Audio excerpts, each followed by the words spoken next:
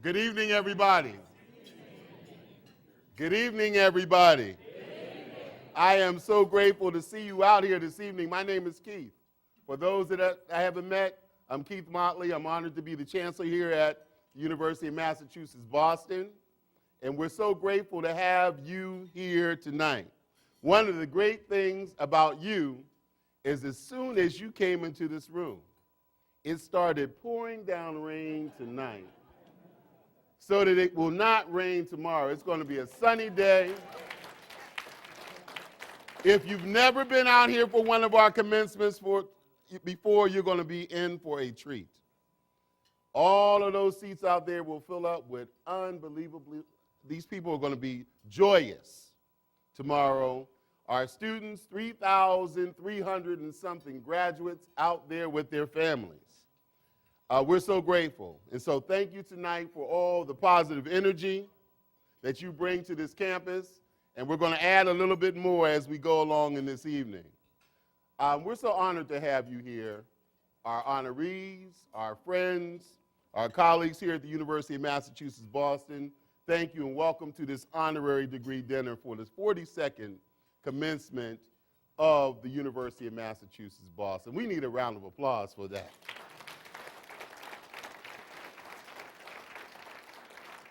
Now, I know all of you are special in this room, but I have two people that are very special in this room I want to introduce first, and I think it's very appropriate. Mr. and Mrs. Willie are back there in the room. I think it's 93 years old, 92, vibrant. Stand up so we can see you. We're going to start. I will wait for you to get up, Mrs. Willie. I know George. I done stole some of your thunder. That's George Russell's mama. And so George is going to introduce her. He's going to talk about her intimately later. But I figured I'd steal some of that thunder now because I have good sense. See, I was brought up the right way. I know I had to go there first. Okay? Now, can I go on now? Am I all right? Okay, thank you. Anything you need, we got you. While you're here on this camp, we're so grateful to have you. But everyone here is special tonight. We're so grateful that I look around this room and I see so many friends of this institution. As we think about this university and the people who volunteer their time every day to make sure that this institution receives the kind of recognition, gets the kind of support, but also becomes prominent in other people's minds, I can't begin that conversation without thinking about our trustees. And so I'm so grateful that I look around the room and we have quite a few of them here tonight. I look and I see Philip Johnston, who you're going to hear from later. I also see Ed Collins. I also know that Henry Thomas is on his way. Now, if you know Henry, he's always on his way. He's coming down the road from Springfield, but I know that he will be here at some point tonight. That's the beautiful thing about Henry. I also have someone who means a whole lot to me. She's a young lady who I've had the honor of watch grow in so many ways on this campus as a University of Massachusetts Boston student. Now she has served as one of our trustees. Tara, come here, Tara DeSisto. Come here for a minute.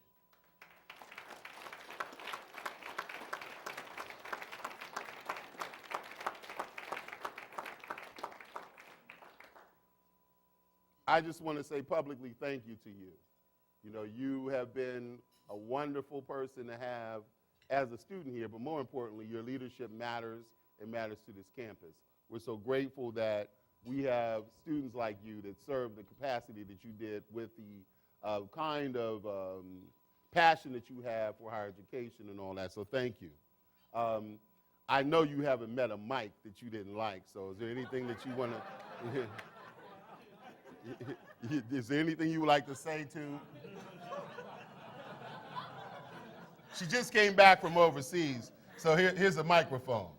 Is there anything you'd like to say? Well, Chancellor never gives me a mic. Well, you got one tonight. The biggest night of the year, you got the mic. Last time he accused me of trying to steal his speech, so there's a lot of people in the room that have made my experience at UMass unbelievable. I can say Vice Chancellor Day, Ellen O'Connor, Anita Miller, Peter Langer. I don't know how many times I've called your office saying, I have a student crying, help, and you've always been so helpful. I can't even begin to say thank you to all of you because there's just so many of you. And I have spent 3 years here at UMass, and I've never felt like I have earned something more. I've never felt like I've worked so hard for something, and I just really want to thank you all for giving me the opportunity to grow here. And thank you to Nolan Casey for putting up with all my drama and trustee stuff. Nolan,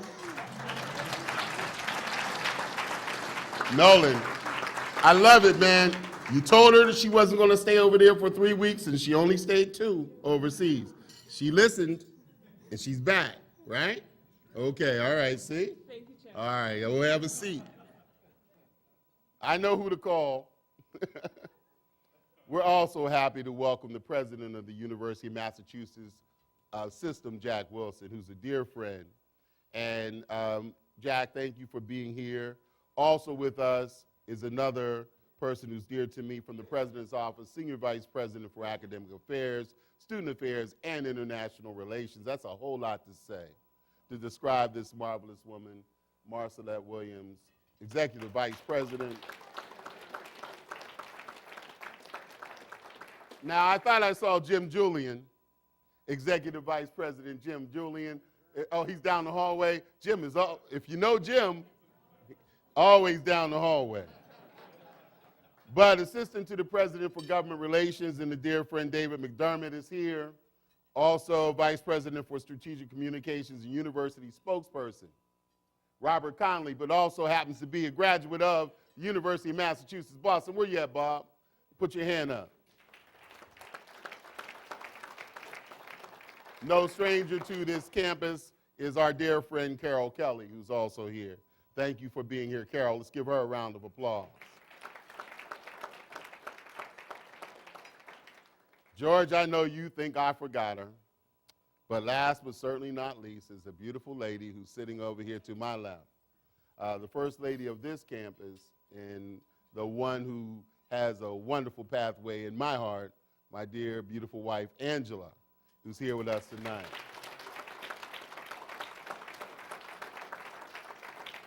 And in the back room collecting books for her dad that I'm just so grateful that Dr. Keong always brings for me, is my daughter Jordan, the baby. She's back there doing her homework, finding out about the Midwestern capitals of states, et cetera, as she journeys from 4th grade to 5th grade. And so we're so grateful that she's here. And if I've missed any other elected officials, I'm going to get to the congressman in a minute. But anybody else, you're special. Hello, we're grateful you're here. We're so grateful that you're here. So now I'm going to invite President Jack Wilson. Come on up here for a minute and say some things, Jack. Speak to the crowd. Thank you. After what Keith did with the rain, I feel like I should open with, I could see clearly now the rain is gone. So, anyway, I don't know how he does it, but he does it. He's a phenomenal chancellor. He's done such a great job with this campus, and we appreciate that so much for all of your stewardship here, and also for bringing Angie to everything. We really appreciate that. Thanks, Angie, for kind of keeping them on the straight and narrow too, and that we appreciate that. I want to, on behalf of the entire university community, I want to congratulate our honorary degree recipients, the Chancellor's Medal recipients, the commencement honorees, and the student leaders this evening. And Tara, I have to add my voice of thanks for all that she has done. She really has been just a fantastic student trustee who's been so involved and on top of everything, and just right there. And thanks so much. And I have to say that I've been around long enough now to have met a lot of student trustees, and it's incredible what they go on to do. They're very successful. They keep showing up in places like Congress and things like that. So we're looking for big things there. That's all. I also want to recognize and thank our principal commencement speaker and our honorary degree recipient, Victoria Reggie Kennedy. As many of you know, Vicki's a co-founder and a trustee of the Edward M. Kennedy Institute for the United States Senate. That means that she and I and Keith get to serve together on a board and really have a ball, because we're doing something we believe in, we care about deeply. It's not an easy task. Thank goodness we have Ed Markey's helping us in various ways. He's had broad shoulders. Thank you for those broad shoulders, Ed. We appreciate that support. But thank you particularly to Vicki for the kind of passion that she brings to it, because the minute she walks into the meeting, you know why we're there. You know where we're going, and you know that we're going to get there. The confidence is there. So thank you, Vicki, for that.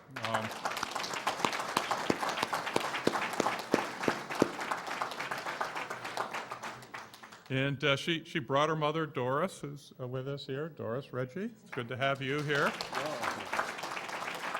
And her son, Curran, is also here. So it's really great to have you there. Family support is so important. I already mentioned, I want to say congratulations to Chancellor's Medal recipient Ed Markey. George Russell, it's great to see you again. It's always nice to see you. Good to have you here. Congratulations to you. Vice President, Director for Corporate Citizenship for State Street Corporation. That's a great title. I love that.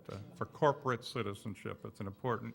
We're very sorry that Daisaku Ikeda could not be with us tonight, but he's represented by Richard Yoshimaki, and who is right over here. Yep. He's the president and executive director, and Virginia Benson, a senior research fellow at the Ikeda Center for Peace, Learning, and Dialogue, Virginia. Learned that Richard is a graduate of the University of Maryland, where I taught in the past. It's one of my early jobs as well, and we were sharing stories that he hadn't realized that public higher education in Japan was really kicked off by a president of the University of Massachusetts, a guy named William Clark. And the interesting thing for the people in this room is that he's far more known in Japan. Everybody knows him in Japan. Is that correct? I said the quote, which when he said it was, "Boys be ambitious." And of course, when I go there, I say, well, we have to update it a little bit. Men and women be ambitious.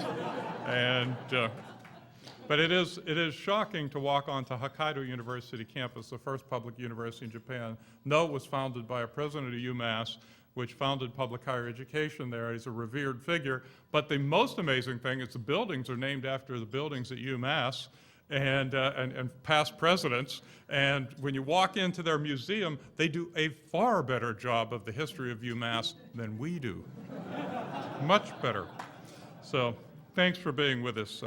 And thanks to the efforts of so many of our dedicated leaders who are here with us. It's been an interesting year. The university has navigated through some difficult economic challenges. People have asked me, as I've walked in around this evening, they said, "How's it going, Jack?" And I always say, it is going great, except for the budget, that is. And I really mean that, because it really is going great for the university, and it really is bad for the budget. I mean, those two things are both true. And as one faculty member observed to me, he said, "That's nothing new, Jack. It's always been that way here." And in fact, that is also correct. But the fact is, we built a great university anyway, and overcame the adversity to do that. And that's a tribute to the people that work here, and we thank them for that. Tonight's honorees and tomorrow's honorees personify the amazing caliber of leadership that we've got connected to UMass Boston. Our distinguished honorary degree recipients are leaders for their generations, and we need that next generation, the students who will graduate tomorrow, to follow in your examples, harness all of their talents the way you have harnessed all of your talents, your passions to change the world for all of our sakes. So again, congratulations to the honorees. thanks to everybody who've done so much to sustain this university in tough times and make it the great university it is, because we don't dwell on the tough times, we dwell on the great opportunities. Thank you very much and enjoy the evening.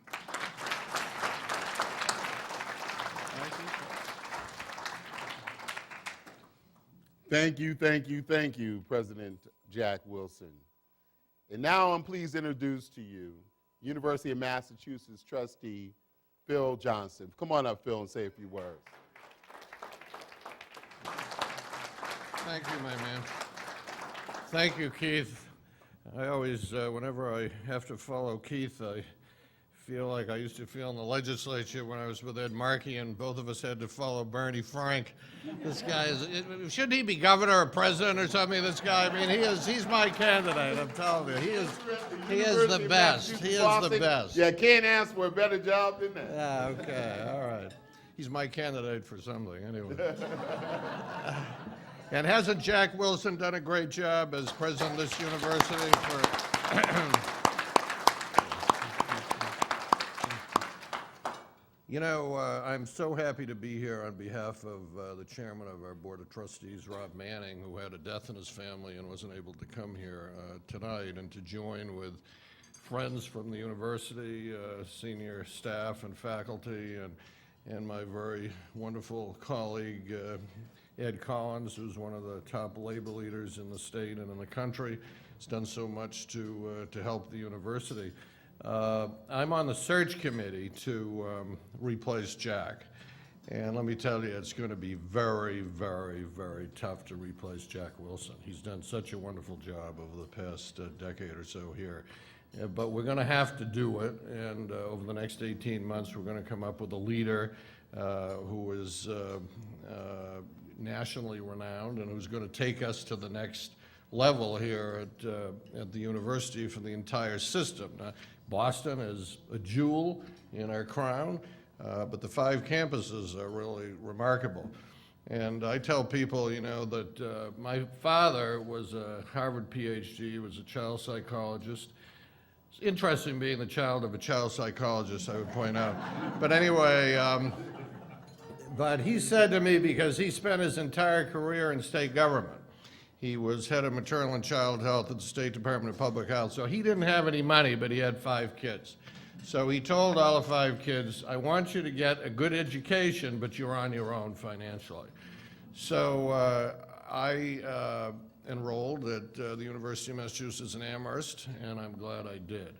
But the guy who was my roommate is the most interesting story. His name was Mario Trubiano. He came here from Italy when he was 14 years old, didn't speak a word of English. Turned out that he had just unbelievable linguistic skills, and got A's right through high school and just about everything he touched. And he went to the university, and as I say, he was my roommate at Amherst. And he went through the doctorate at Amherst, and he's been now for 35 years a full professor at the University of Rhode Island, full professor of Spanish there. But you know, when he was in Italy, and we went over there to visit him at his house, which he still owns in Pescara, he showed me a little store, a little barber shop in Pescara. And he said, you know, when I was 12, 13 years old, that's what I was going to do. I was going to be a barber.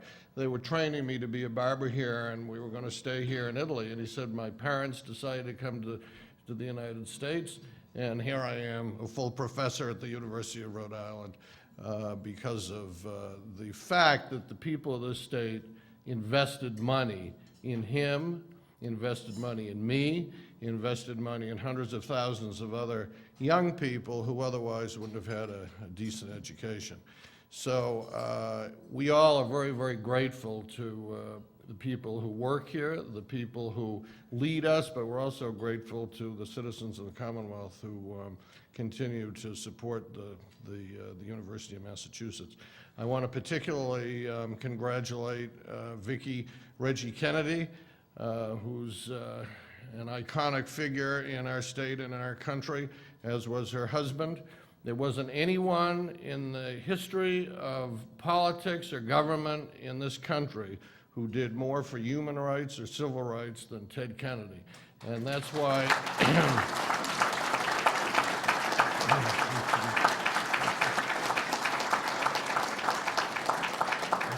And that's why it's just such a miracle and such a wonderful development that we're going to have the University of Massachusetts at Boston linked to the legacy of Ted Kennedy.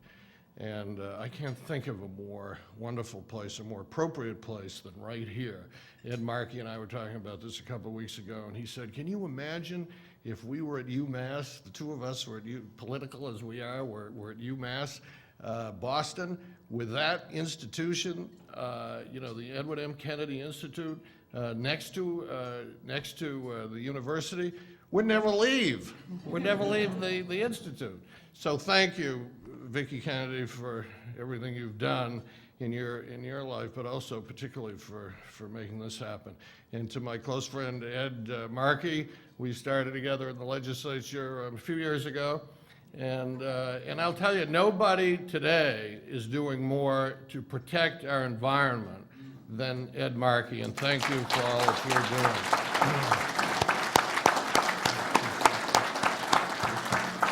doing. So we've got a great cast of characters for tomorrow and moving into the future with the university. And, Robert Kennedy said that every person can make a difference and every person should try.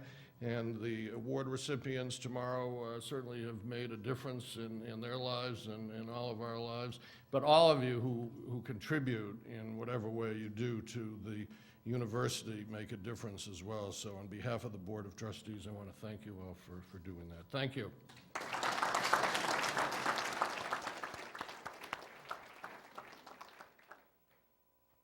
As I'm turning the pages, Betty Taymor, I want to just introduce you to the group.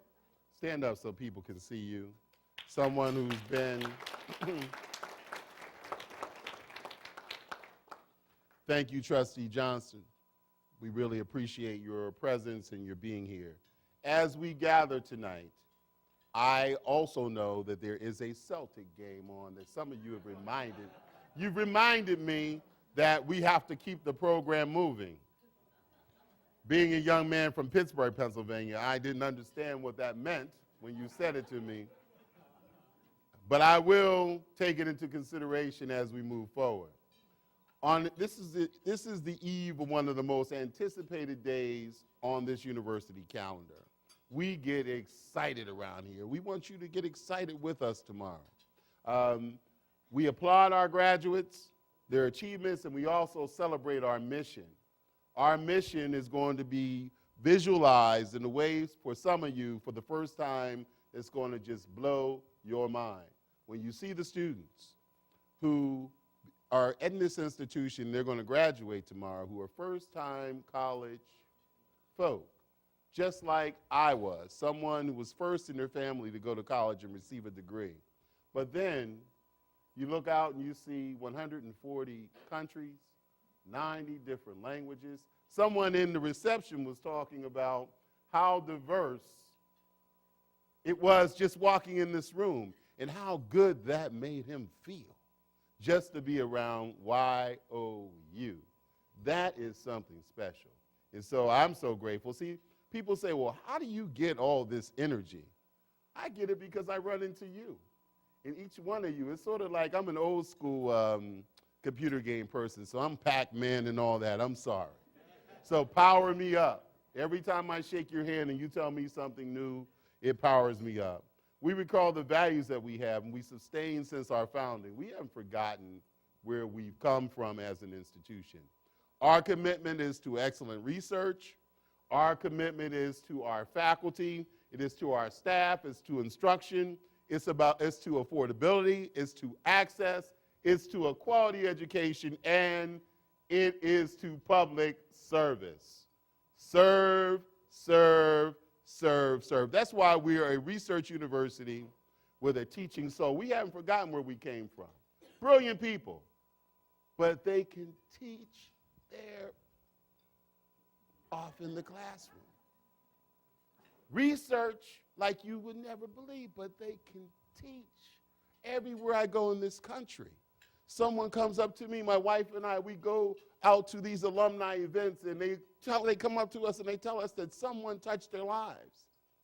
And they could tell you who it was, what they did, what the day it was, where they were sitting, and why it mattered. And those are the stories that chancellors like to tell, because I can go from that event to the next one and then share that, and it just keeps building and building and building in that regard. So all of my colleagues that are here tonight from the university, for our guests, I just want you all to stand. I know you guys, sometimes you don't like stuff, but stand up so they can see you. Just for a moment, all my colleagues from the university, just stand up so they can see you. Let's give them a round of applause.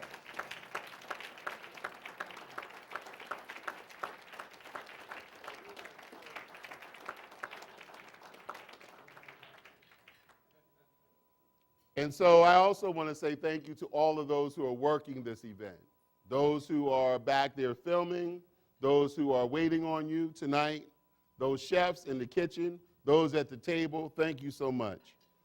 This is an opportunity for us to acknowledge the achievements of members of the university community. And so I want to do that right now. We give special awards at commencement tomorrow, and I'm not going to go into that. I'm going to save all the sauce on that for tomorrow. But right now, I just want to go into a little bit about that. At each commencement, we give the John F. Kennedy Award for Academic Excellence. And it's presented to an outstanding graduated senior, selected from nominations from all of our colleges and other academic units throughout this university. They're interviewed by a campus-wide committee, and then they are selected. I would now like to recognize this year's winner, from the College of Science and Mathematics, Tao Do. Tao, where you at? Stand up.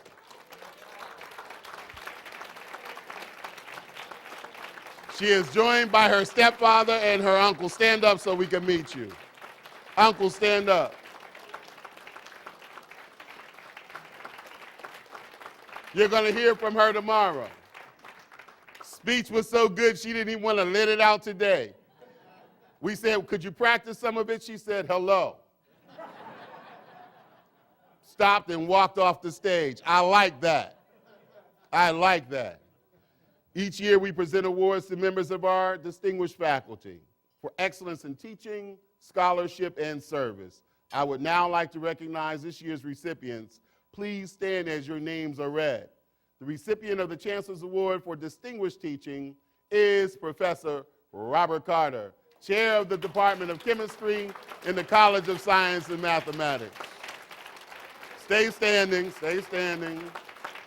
The recipient of the Chancellor's Award for Distinguished Scholarship is Professor Lloyd Schwartz from the Department of English in the College of Liberal Arts. Distinguished Scholar. And the winner of the Chancellor's Award for Distinguished Service is Professor Peter Keong from the Department of Curriculum and Instruction in the Graduate College of Education.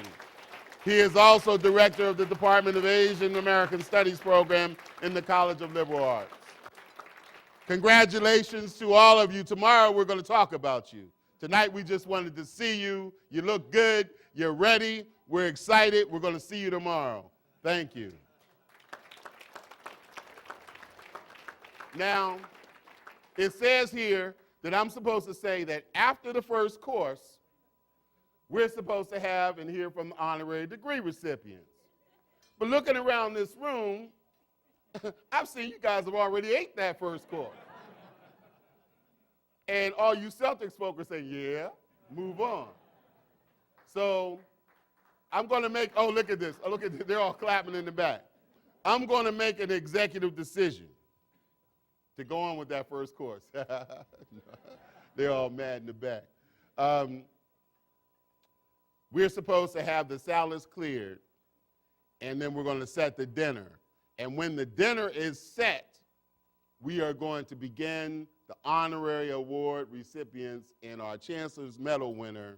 We're going to have them come forward for their presentations to us. So if we can eat your salads, then we'll clear, and I'll be back, okay? All right, okay, thank you. We're here this evening to pay tribute to our honorary degree recipients. Each of these outstanding individuals displays values reflective of those held by our university. We're proud to recognize them for all of their achievements. They, in turn, bring honor to our university through their participation in our 42nd commencement.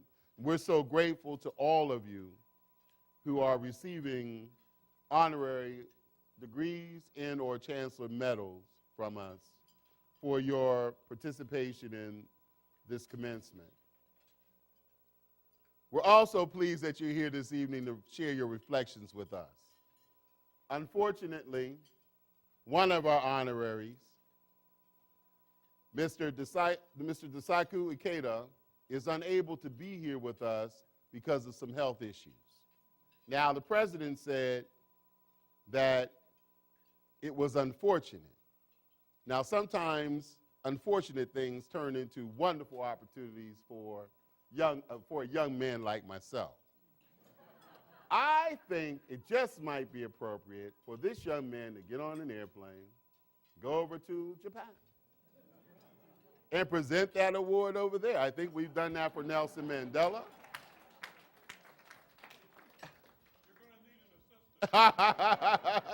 Angela already told me she had that role. No, Mr. President. Okay, you can definitely come with us. We also are so grateful that two representatives from the Ikeda Center for Peace Learning and Dialogue that he founded in Cambridge are here on his behalf. Again, the president had recognized earlier, but I'd like to also recognize the center's president and executive director, Richard Yoshimachi, and also senior research fellow, Virginia Benson.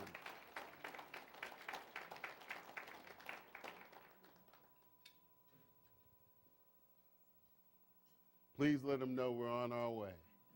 We're so grateful. Now, it is my pleasure to introduce a young man whose 30-year career in banking and finance is exemplified by an extraordinary commitment to maximizing the social impact of corporate philanthropy. Under his direction, he has made State Street Corporation one of the few remaining financial institutions headquartered right here in Boston, Massachusetts, the largest corporate donor in 2008 with a record $26 million in charitable support. Vice Chancellor Byers, did you hear that? Oh, you're right up front, okay. Oh, well, as you should be. You're right up front, you can reach out and touch him? Okay, $26 million in charitable support. Picture in the Boston Business Journal and everything else. Internationally, his leadership has enabled the company to earn Corporate Responsibility Office magazine's recognition as one of the world's top 100 corporate citizens in 2009. His achievements in business are matched by his record of voluntary leadership in our region's nonprofit sector. Here at the University of Massachusetts, Boston, we know him as a longtime friend who shares our passion for the power of higher education to transform lives, especially of those from disadvantaged backgrounds. In our State Street Scholars, Emerging Leaders Talent Development Initiative, and Urban Scholars Pre-Collegiate Programs, we see examples of the educational opportunities brought to scores of young people through State Street's charitable investment. On a personal level, there was a young man back in 1987. He had some hair. He was probably about 100 pounds lighter. And he was looking for his first educational grant. And at that time, State Street Bank was going to give their first educational grants. And this young man was able to get a record grant for that other university over there on Huntington Avenue through the vision of this man that we're bringing before you. So please join me in welcoming to the podium the Executive Vice President and Director of Corporate Citizenship for State Street Corporation and the Chairman and President of the State Street Foundation, Mr. George Russell.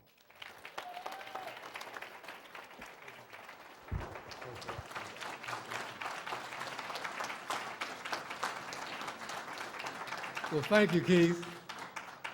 You know, I think that the University of Massachusetts is blessed to have Keith Motley as its chancellor. I think we should give him a round of applause.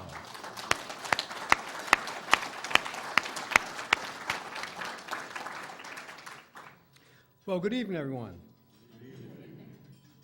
First, I want to also extend my congratulations to the two other honorary degree recipients, Mrs. Victoria Kennedy, who's here, and as it's been mentioned, Mr. Daisuke Akita, who could not be here this evening, and also to acknowledge our distinguished congressman and the dean of the Massachusetts Congressional Delegation, Ed Markey, recipient of the Chancellor's Medal. Congratulations to you all.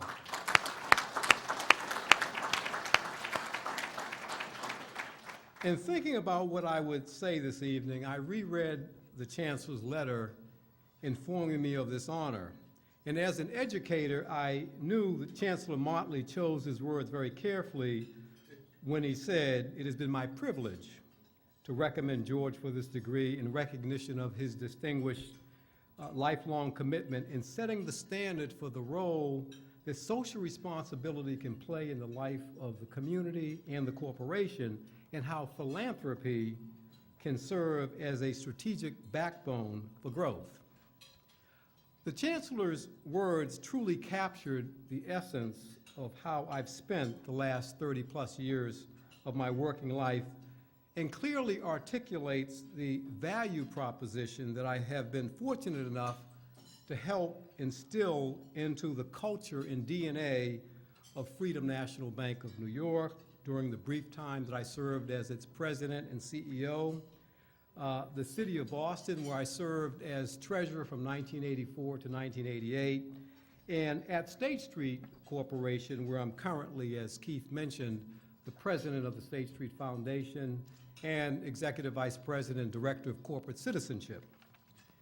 As a result, I decided to use this time, the time that has been allotted, to reflect on what I believe led me down the path of incorporating socially responsible behavior in my life, and then recognizing the significant and powerful difference it can truly make in society. Now, since I've only worked for 3 organizations during my entire career, State Street, City of Boston, and Freedom National Bank, I'm going to point to an event and lessons learned from each of these experiences that helped to shape and influence my thinking, philosophy, strategy, and overall approach to establishing initiatives and programs that result in what I call a triple bottom line. That is a win for the ultimate recipient of the service that's being offered, a win for the organizations, typically nonprofits, that are providing these services, and also a win for the entities, be they foundations, corporations, or government entities, that are providing both the human and the financial capital to make all this happen. So the first reflection point. Several years after receiving my MBA in finance and enjoying a successful banking career that included travel around the United States, job promotions, pay raises, to be quite candid, I thought I was bad. Success was at my doorstep, and I was truly on my way to becoming one of the masters of the universe. However, living in the South End at the time, and this is 1975, I began to realize that while my daily work life of dealing with successful businesses and business leaders, and my family life with my wife Faye and my son Martin were both wonderful, there seemed to be something that was missing. The success that I was surrounded by and a part of did not touch in any significant measure or share its bounty with the South End community that I walked home to most evenings when I was in town, or the Roxbury community where I grew up. If anything, it was just the opposite. Community residents were in need. Job opportunities were scarce, people needed jobs. Healthcare services were needed. And clearly, many of the basic services were what community residents needed. Well, recognizing that there was tremendous need and knowing that in some way, shape, or form I could assist, that had several impacts on me. it sort of brought me to a crossroad in my thinking. It created what I'd call an awakening and a call to action. In some respects, my path became clearer. I could no longer just focus on my career and family. I had to somehow, in some way, be of service. The trick was to figure out how I could do all of the above, since I did not perceive of being about self and being about service as being mutually exclusive. So that, in many ways, as I think back on it, was the genesis. And at that point, I began to really increase my knowledge of and awareness of the needs of the inner city communities, and it led to my active involvement of working with and serving on the boards of community-based nonprofit charitable organizations. So that's the first reflection point. The second is when I served as the treasurer of the city of Boston from 1984 to 1988, there was a newly elected populist mayor of the city of Boston, Mayor Flynn, who spent a considerable amount of time and paid a lot of attention to the neighborhoods of the city. And as a result, all of Boston, but in particular the inner city neighborhoods, came into sharper focus. Downtown Boston at the time was booming, and developers from all over the world were lined up with proposals to build office towers and luxury housing. However, their grand development schemes were silent with regard to neighborhood development. As a result, the city established, and as treasurer, I monitored and I administered the linkage fund that required developers that were granted the rights to develop in downtown to also develop in the neighborhoods or to pay into a fund that would then permit neighborhood and local developers to develop their affordable housing and mixed-use projects. See, I mention this because it was during my tenure as city treasurer that the many experiences and involvements that I had with businesses, developers, nonprofit organizations, entrepreneurs, and many others, all of whom were jockeying for position and had specific agendas, further crystallized my thinking on how to use one's position of power to leverage resources in a manner that can ultimately result in a greater societal good. So that's just a second reflection point. And understand there's a lot I'm trying to summarize here, but there's a lot more that I'm not going to go into. The third point, my time as president and CEO of Freedom National Bank of New York, and by the way, that's the bank that Jackie Robinson, who broke the color barrier in professional baseball, founded, and it was located just a few doors down from the famed Apollo Theater in Harlem. It was during that time that it drove home the point to me that we need to create many different pathways for young, less advantaged people to pursue education and career opportunities. And also there was a need for positive role models and mentors in their lives. I say that because as I became familiar with the Harlem community and attended neighborhood meetings, chaired a commission for then Mayor Ed Koch on minority economic development, supported community-based nonprofit organizations, there were tremendous concerns expressed about young people heading down the wrong path and identifying with the wrong elements of society as their role models. And with limited access to job opportunities, the belief was that things were not going to improve unless community and political leaders, businesses, the faith-based community, nonprofit organizations, parents, and other adults joined together to use its collective or their collective resources, both human and financial, to bring about a different outcome. So my time in Harlem and throughout New York City also drove home the point that nonprofit organizations are vital to a vital part of the fabric of inner city communities. Not only do they provide services to the residents, but they hire and employ community residents. In other words, they contribute significantly to the economic vitality of the community. My New York experience helped me to understand and to develop a deep appreciation for the nonprofit sector and to conclude that those nonprofit organizations that are true to their mission and deliver on their promise in measurable ways need to be supported so they can continue to build their capacity to be of greater service. That's my third. And my final reflection point is when I returned to State Street, where I currently am in 1990, as the head of community affairs and the director of the State Street Foundation, I actually returned to a Fortune 500 company that transformed itself from being a traditional regional commercial bank into a Wall Street asset management and asset servicing company with a global footprint.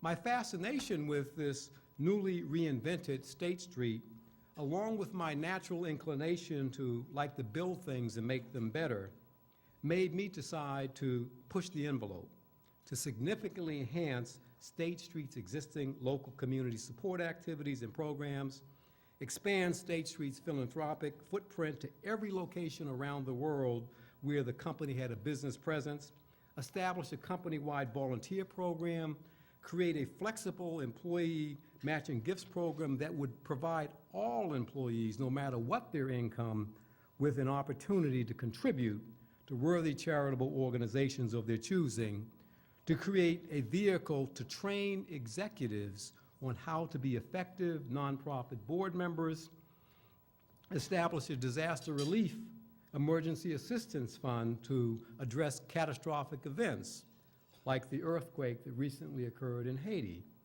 or Hurricane Katrina, or the tsunami, and to establish a program that permits retirees to remain active and productively involved as volunteers doing work with nonprofit organizations that add value and improves the quality of life for individuals and families being served. Well, these and many more programs were designed in a manner to bring about the greatest possible community impact, to maximize employee awareness of community engagement, to serve as models for others to emulate, encourage collaboration among the for-profit, the nonprofit, academic, and government entities, and again, to push the envelope on what social investing in venture philanthropy should entail. Keith mentioned the State Street Scholars Program here at UMass, and I think that's a shining example of what social investing at its best. I think there are currently 35 State Street Scholars, and I can tell you, we're absolutely delighted with that program.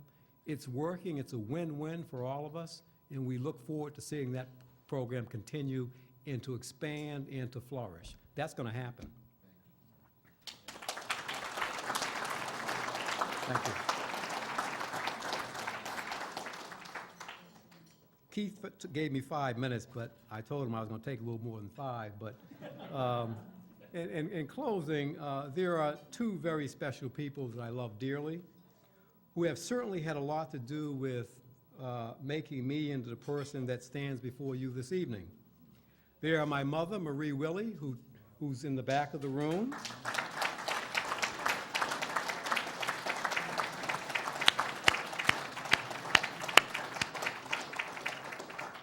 Who traveled from North Carolina with my stepdad, Earl Willie, to be here for this special occasion.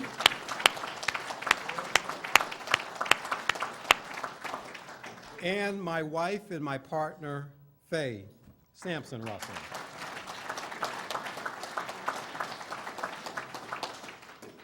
When I think about the impact that they both have had on my life by helping to keep me focused and grounded, two distinct poems come to mind.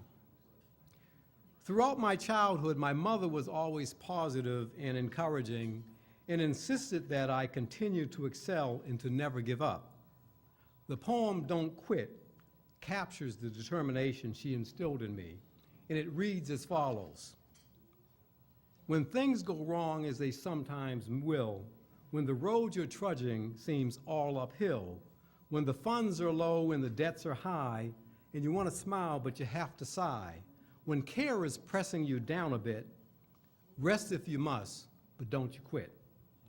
Life is queer with its twists and turns, as every one of us sometimes learn, and many a person turns about when they might have won had they stuck it out. Don't give up, though the pace seems slow. You might succeed with another blow. Often the struggler has given up when he might have captured the victor's cup, and he learned too late when the night came down how close he was to the golden crown. Success is failure turned inside out. So stick to the fight when your heart is hit. It's when things seem worse that you mustn't quit. Thank you, Mom.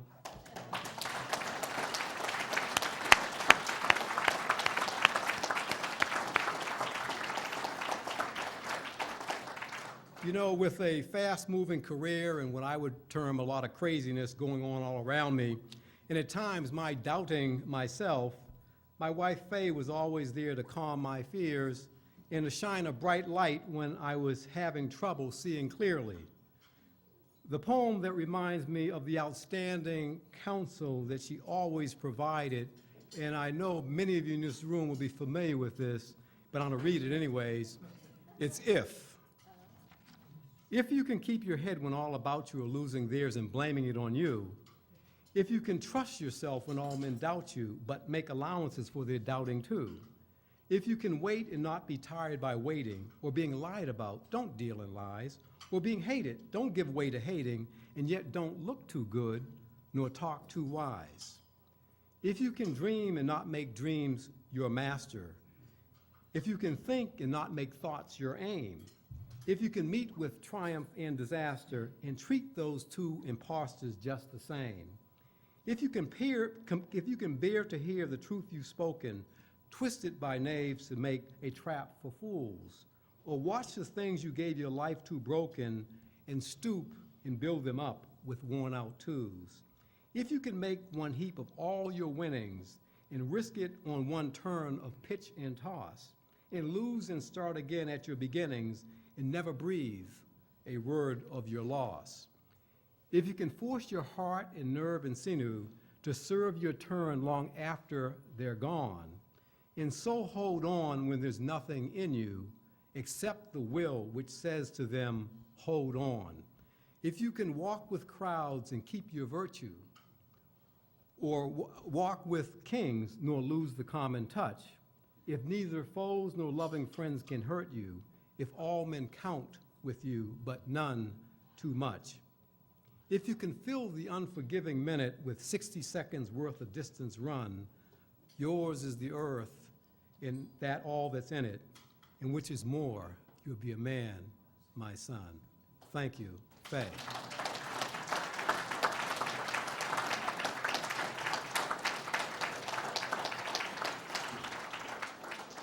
You know, philanthropy comes from the Greek word for love of humanity.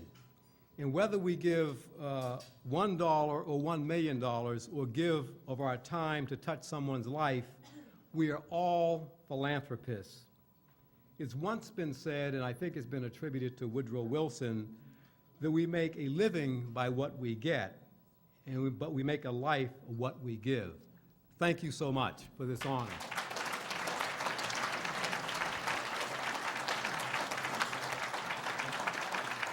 You're the man.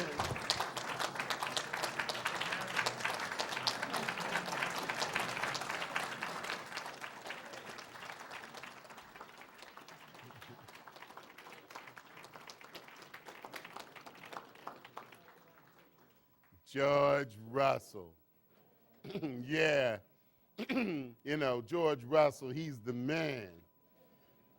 Pulled a poem out for his mom and for his lady. I would have got to about 3 sentences on the poem for my mother, and I'd have been up here boo-hooing. And they would have known, they know that's just how I am around here. And he just pulled it off. That's unbelievable, man. Thank you, George. We're so grateful for your presence. I also am so grateful. Harry Brett is around here somewhere. Where's Harry? Harry is around here. He's always taking these photographs, and we're so grateful for all the work that he does here. There's another Brett in the room that thinks that he's the one, but we know who the one is. Jim Brett is here now, New England Council. But Harry, we know. Okay. It's now an unbelievable pleasure to introduce a man who has served the interests of this Commonwealth for more than 30 years as representative of the 7th Congressional District here of Massachusetts. He's a national leader on so many things, most recently focusing on energy and environment, and a proponent of clean energy economy. He has forged a career in public service advocating for public policy issues that protect consumers, promote business competition, and ultimately further job creation in Massachusetts and in our nation. From authoring laws and bills on policy for the communication industries and the internet to closing gaps in homeland security, and from advocating for consumer privacy protection to pushing BP to provide live footage of the Gulf of Mexico oil spill, he has given voice to the interests of Americans on the critical issues of our times. You know, one of the wonderful things about this opportunity in my life to be chancellor is I get a chance to meet some unbelievable human beings. George Russell, I'll be going to Japan to meet our colleague there. Vicky, and one of the things that happens is, it's one of those things I tell my friends, and half the time they don't believe you. Last night I was with Richie Havens, and he was playing a concert for 30 people with me. Oh, no. But this is just an example. And it's true. He's going to be playing the 30th on the Nantucket. You want to come? Okay. But the deal is, you're going, huh? Yeah, people in the room are shaking their heads. But the deal is, I get a chance to do things like that. As chancellor, I have sat with the senator and listened to him sing in the Kennedy Library. I have those memories. But I also have a friend who, just out of the clear blue sky, will call my office. And they all start tracking me down. Congressman Markey's looking for you. Congressman Markey. And I get to the phone. Hey, man, how are you? Not, hey, Keith, could you do this or that? How are you doing? Called my home recently to check on my mom. How's she doing, man? Is she okay? But most importantly, I love it when I get those calls and he's calling me and say, don't tell anybody, but I think we got something going here that can really help your campus. And it's so grateful for your leadership, so grateful that every time I come to Washington, D.C., we don't jump on the cart, we walk, but you take me into places in our history and in Washington that I've never dreamed of as a child being able to walk in before. And I really do appreciate that about you, a man who we're honored to have our highest honor that we give, our highest medal is the Chancellor's Medal. Our highest recognition that we give is our honorary degrees. And we're so grateful to give you that Chancellor's Medal tomorrow. Come on up here, Ed, and say a few words.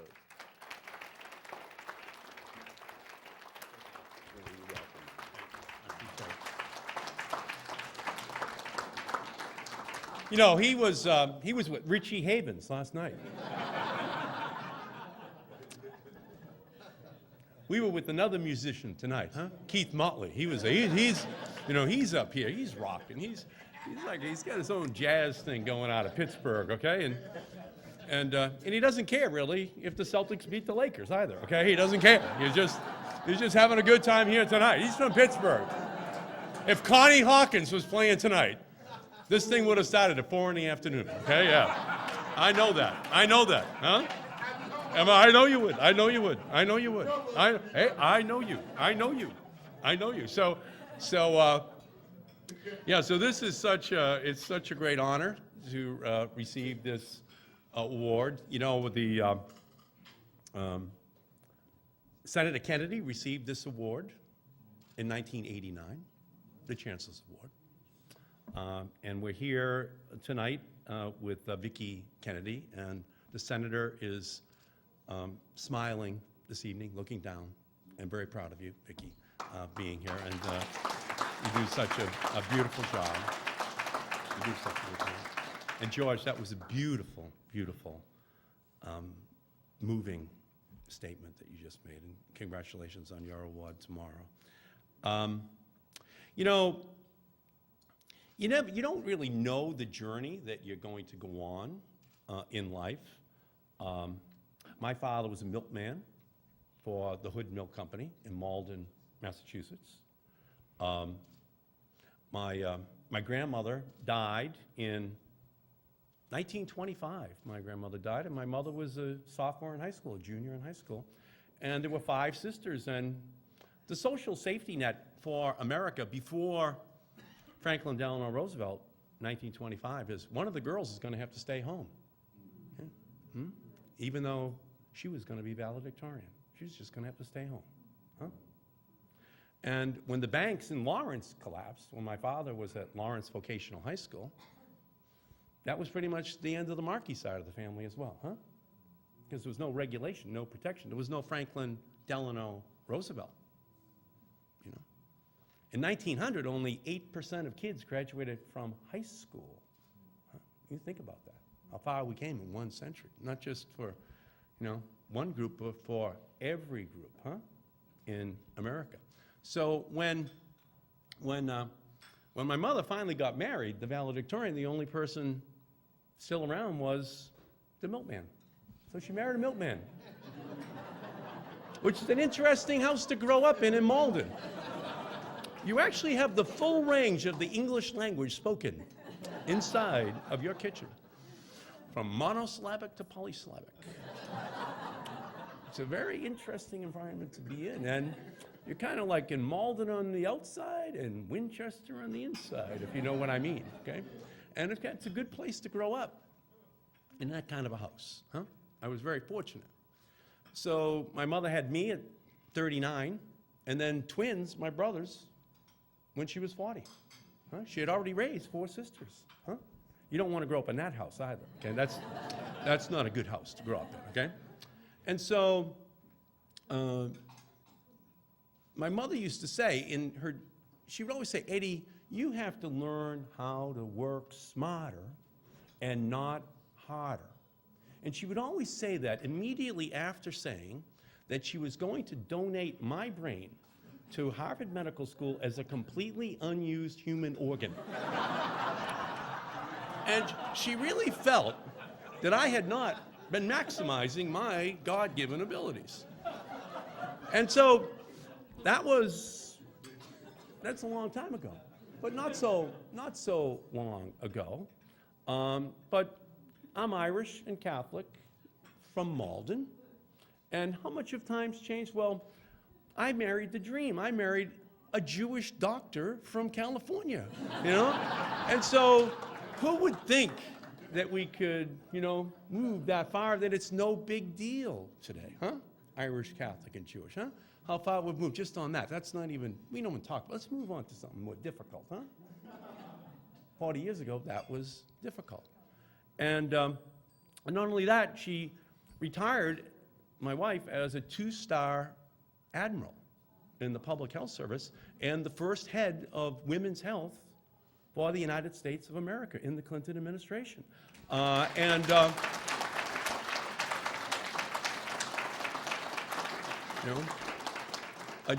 never made it above private first class. Okay, so you can see that I've been moving as fast as I can over the years. And so my mother told us that we were going to have to pay our own tuitions to college. You're on your own. Your father already leaves the house so early in the morning. You have to earn your own tuition. So I had to drive an ice cream truck 70 hours a week and be a commuter from Malden to college. Do you know how long it takes once you get on the bus on the Fellsway in Malden and go to Sullivan Station and then switch at Park and then get on the Green Line and finally get out to Boston College? That's 1 hour and 50 minutes out and 1 hour and 50 minutes back. And then your brothers the next year are going to be doing the same thing, 3 of them. You know what we used to tell people? The kids in the dorms? We used to tell people we lived with an elderly white-haired couple in Malden. We didn't feel inferior, but we weren't proud of it either. You know what I'm saying? But we knew that we were being given all of the opportunities that we would need in life. We knew that. Huh? And the reason that I'm so proud of this award is that's what UMass Boston represents today. That's where those kids in Malden and Medford and Everett and Revere are going now. Huh? They can't afford $50,000 a year. They just can't. But they can earn it. They can work hard. They can say to themselves, if I take this opportunity at this great educational institution, I can be anything I want to be. Huh? And that's why I believe this is the most important educational institution in the state of Massachusetts. Because it says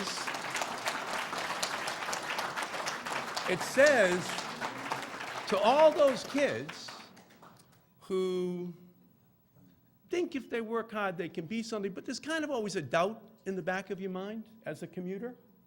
And 100% of the kids at UMass Boston are commuters. 100%. Huh? But I'll tell you one thing. In real life, you don't want to be working next to those kids. They're hard workers. Huh? They're going to beat you. Okay? They're going to get in earlier, and they're going to go home later. Okay? Because they have this great God-given ability. And then this other thing, this ability to work hard. Huh? And so when I became a congressman, and why did I become a congressman? I became a congressman because I was a commuter and I was still living at home. And it turns out, hey, there's a great opportunity here. I think I'll be a congressman. Well, this kind of shocked a lot of people, you know what I mean? But I felt that I was just as well qualified as anyone else. And at age 29, I just think I'll run for the United States Congress, and I win. I win. Want to know why I won? These people couldn't believe someone could get up at 6 a.m. in the morning and go to bed at midnight for 6 months in a row, just working hard, huh? And so, as a congressman, my view is, Phil Johnson and I was elected with him as a state representative in 1972. I was still commuting to law school as I was elected. And Jimmy Brett over here, my good friend. And by the way, Jack Wilson, you do such a great job with the university. And thank you for all of your, just incredible commitment. And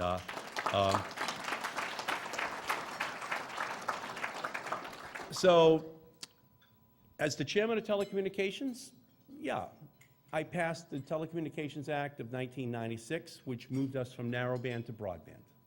Not one home in America in 1996 had broadband, not one home. 10 years later, Google, eBay, Amazon, Hulu, YouTube. Young kids like Sergey Brin, immigrant, Larry Page, they're able now to innovate. You can have thousands of companies, not just one phone company, one cable company. You can have thousands of companies, huh? All these young kids can go out and innovate. They can work. And a lot of those kids are going to this school right now. Right? They're ready to go. They're ready to reinvent the world. But one thing I did in the 1996 Telecommunications Act, I did for Malden. Because what I was learning at the junior high school and the high school was that the kids did not have computers on their desks. and they didn't have them at home. So in the 1996 Telecommunications Act, I built in a law. And this law, so far, has spent $25 billion, with a B, billion dollars, since 1997, that ensures that every child in every school in America has a computer on their desk tied into the internet. And the bill is paid by the federal government. And so that was kind of the transformational moment for me, because as a boy, I could play with the kid whose father was the school superintendent and who would go to Yale and be in Skull and Bones. But I could take my books home too. But if you don't give the kids the skill sets they need to compete in a modern internet world, they have to learn it in high school. They have to learn it in middle school. They have to learn it in grammar school. And so now, UMass Boston is here to greet these kids. They're ready to go. They're ready to excel. They're ready to be big stars, not only here, but for the rest of their life. And I'm chairman of the Energy Committee now. And I think that this generation really thinks that the baby boomers let them down. Global warming, pollution, just kind of shoving those issues under the table. So my goal now is to pass and have President Obama sign by the end of this year the most comprehensive energy and environment bill in the history of the United States. And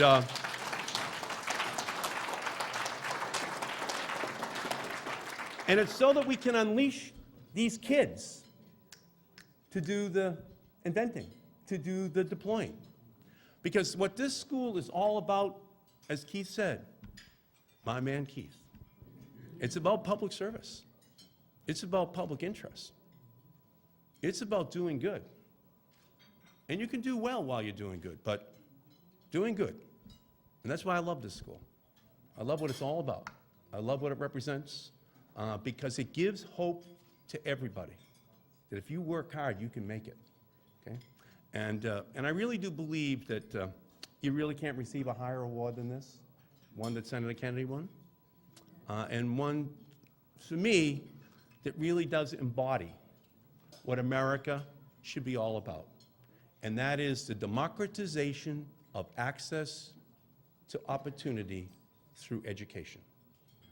And if you provide that access to kids, they'll take it and they'll run with it. And that's what you do. And the people in this room are the pillars of progress here at UMass. And I appreciate that. I appreciate all these people who work with you here, Keith. They're just great people. You know, they really give their lives, that makes it possible for every kid to feel that they can fulfill their dreams.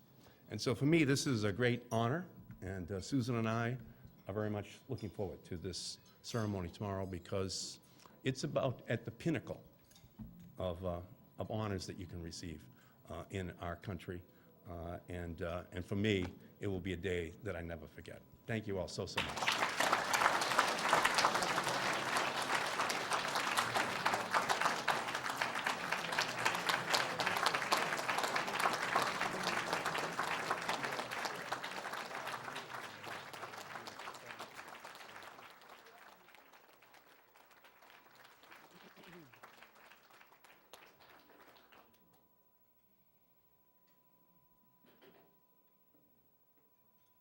You missed the part about the arm being bigger than the other.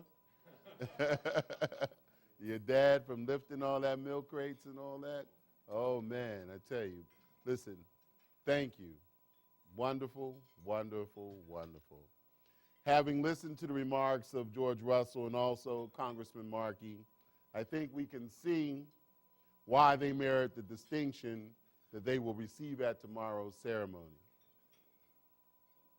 I'm going to move forward. I see Diane and Allie looking at me with their eyes all like, here goes the script buster again. Well, I think I'm going to take the prerogative of all the other people staring at me wondering, when is this going to be moved forward so we can get into tomorrow? I'm going to, dessert can just come out whenever they feel that it can come out. but I'm going to keep the program moving, okay? All right, but it's not out is it out everywhere? Okay.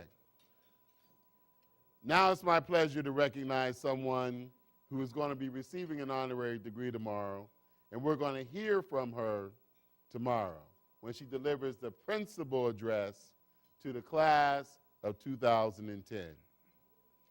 As president of Common Sense About Kids and Guns, and a longtime advocate for women and for children, she has tackled issues that impact families such as homelessness, gun safety, economic opportunity, education, health care, domestic violence, and involvement in the political process. As co-founder and trustee of the Edward M. Kennedy Institute for United States Senate, that is not next to our campus, will be located on our campus. You heard what I said, right? Not next to our campus. It will be located on our campus as part of this beautiful thing we call the University of Massachusetts, Boston, which will break ground this fall on our campus. She is committed to furthering her husband's legacy by inspiring a new generation of active citizens and active legislators like the gentleman we have with us tonight, sitting right next door to her. Tomorrow, when we celebrate our university's education mission, her experiences and reflections promise to inspire our graduates. Now, the one thing that you all don't know is that I have nothing to do with your being here. They do. There's a selection process. They write in. They nominate you. The students want you. The faculty say they want you. This is how this all comes together, and then voila. I show up and I act like it was me. But it was them. So it's a wonderful thing when an institution reaches out to embrace you. And that's what we are going to demonstrate to all of you tomorrow. And Vicki Reggie Kennedy, this university, your university, the University of Massachusetts Boston, is especially proud to have you as our commencement speaker. We're going to let you stand up tonight so we can see you.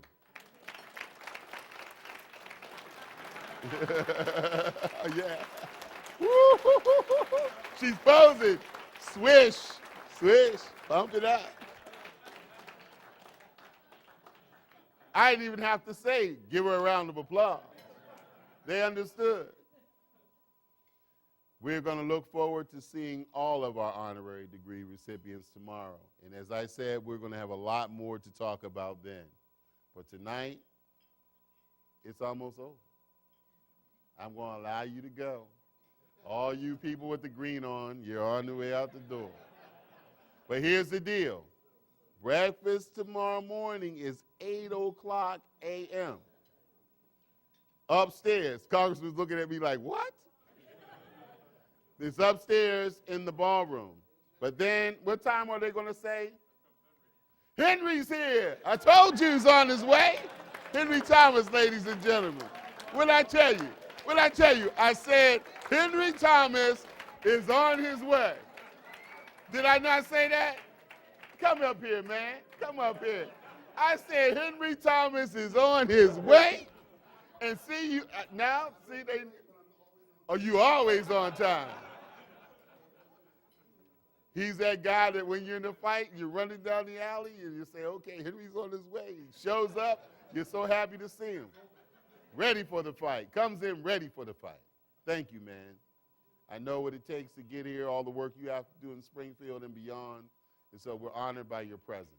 Okay, thank you, man. And so here's the deal, though. We're going to have all of you VIPs upstairs tomorrow.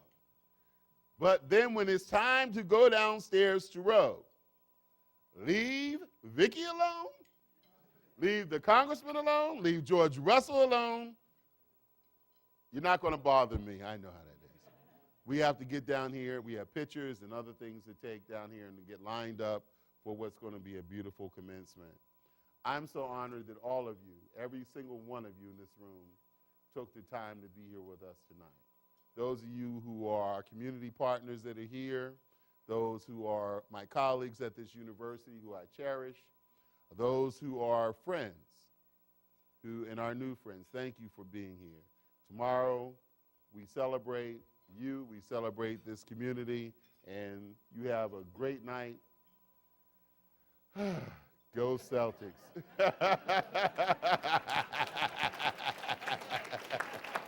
You want me to be more excited? They want me to be more excited. Go Celtics.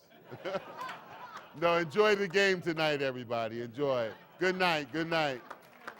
Thank you.